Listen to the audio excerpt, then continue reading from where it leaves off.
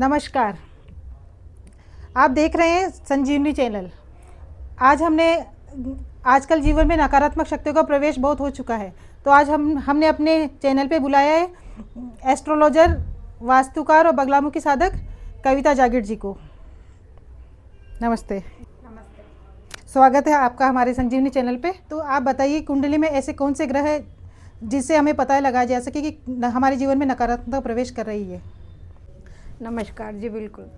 जब भी किसी जातक की जन्म पत्रिका में शनि राहु, सूर्य राहु, चंद्र केतु या चंद्र राहु की युक्ति छठे स्थान, 8वें स्थान, 12वें स्थान या केंद्र स्थान पर कहीं पर भी हो, तो ऐसे जातक नेगेटिविटी के प्रभाव में या नज़र या बुरी नज़र के प्रभाव में बहुत ही जल्दी आ जाते हैं।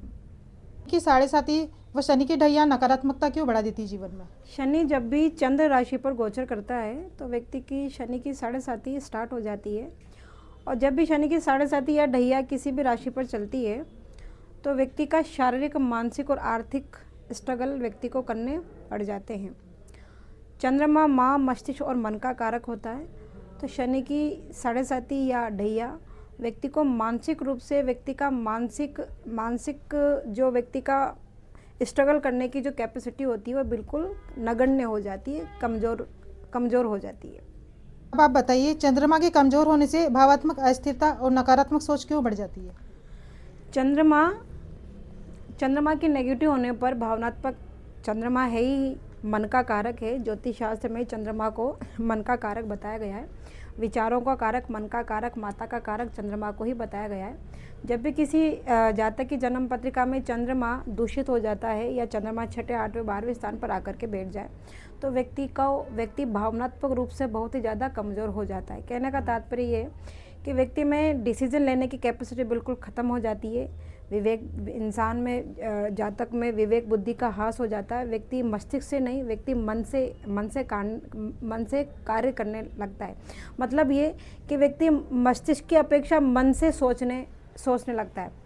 तो जब भी किसी जातक की जन्म पत्रिका में चंद्रमा कमज़ोर होता है तो व्यक्ति की भावनात्मक चीज़ों को बढ़ा देता है। व्यक्ति मस्तिष्क से नहीं, व्यक्ति मन से निर्णय लेने लग जाता है। अभी ग्रहों से आने वाली नकारात्मकता को कैसे संतुलित किया जा सकता है, कैसे इन सब चीज़ों से बच सकते हैं। ग्रहों से आने वाले नकारात्मक प्रभाव को व्यक्ति अपनी दैनिक दिनचर्या में कुछ छोटे मोटे उपाय अगर व्यक्ति करे तो इन चीज़ों से बच सकता है। जहाँ बात नेगेटिविटी की जाए, अगर आप नित्य प्रति आप साधारण जल से स्नान ना करके आप साधारण जल में कभी आप गंगा जल डाल करके स्नान करें, कभी आप सेंधा नमक डाल करके स्नान करें, कभी आप हल्दी डाल करके स्नान करें, तो कभी आप गौमूत्र डाल करके स्नान करें। तो अगर आप नहाने के जल में अगर आप ये सब कुछ डालकर अगर आप स्नान करते हैं तो आपका ऑरा पॉजिटिव होता है।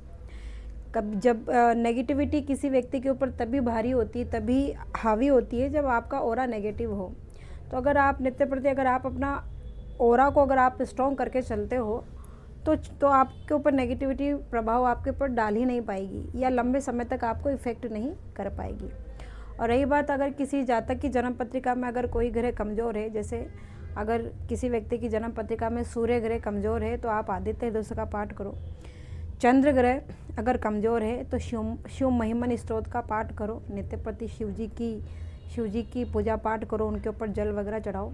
मंगल ग्रह अगर कमज़ोर है तो आप मंगल चंडी स्तोत्र का पाठ करो। बुध ग्रह कमज़ोर है तो आप गणेश अथर्वशीर्ष का पाठ करें। शुक्र अगर आपका कमज़ोर है तो आप श्री सूक्तम का पाठ करें।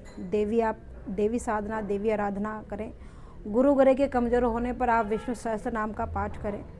तो जो ग्रह आपके कमज़ोर है, अगर आप उन्हीं ग्रहों से रिलेटेड अगर आप स्तोत्र और कवच का अगर आप पाठ करते हैं तो वो ग्रह आपके स्ट्रॉन्ग होते हुए चले जाते हैं। एस्ट्रोलॉजर कविता जागीर की एनालिसिस कि कैसे हमारे जीवन से नकारात्मकता हम दूर भगा सकते हैं और अपने जीवन को खुशियाँ ला सकते हैं। ऐसे ही और पॉडकास्ट देखने के लिए देखते रहिए हमारा चैनल संजीवनी। नमस्कार।